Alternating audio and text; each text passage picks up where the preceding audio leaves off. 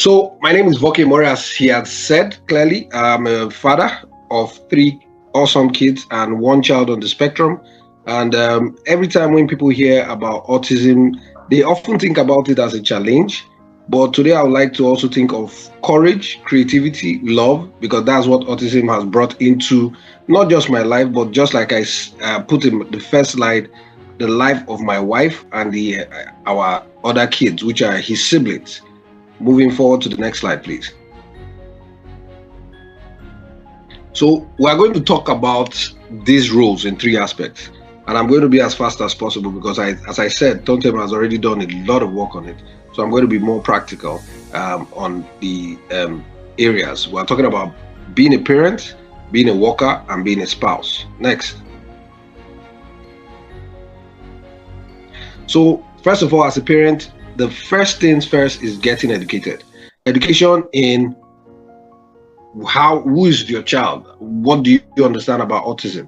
You have to learn a lot about these things. You have to, once you see or notice that your child is special, you must first go into learning how to cope with your children or your child and how to make it work for other children. Because when you have a special child and other siblings, you have to be very careful to balance the love for each child. You have to make it, I call it practical, in the sense that I want every child to be treated like if every child was just the same.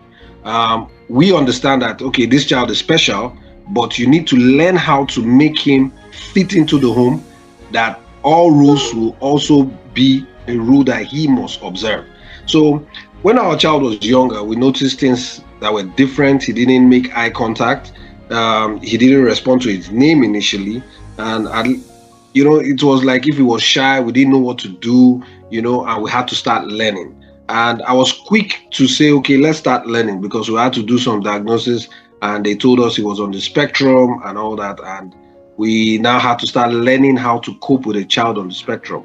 Our fear was, how would he adapt into the world? That fear has not really run away, but we have seen it differently now, and we take things a whole lot different as he grows. And the day we try to stop to fix the child and start learning to understand the child, everything will change. And just like us, it changed for us, and we discovered that love as a pattern, joy is his routine, and an incredible thing about parenting a special child, you get to be you get to learn parenting almost 10 times faster than your parents. So you have to do a lot of learning, and you have to do a lot of loving, and a lot of ways to cope with everything, both work and everything. So learning is the first thing that a parent should do. And when you learn, you know how to cope with the dynamics that the child goes through. Next slide, please. So again, patience is power. That's part of the learning process.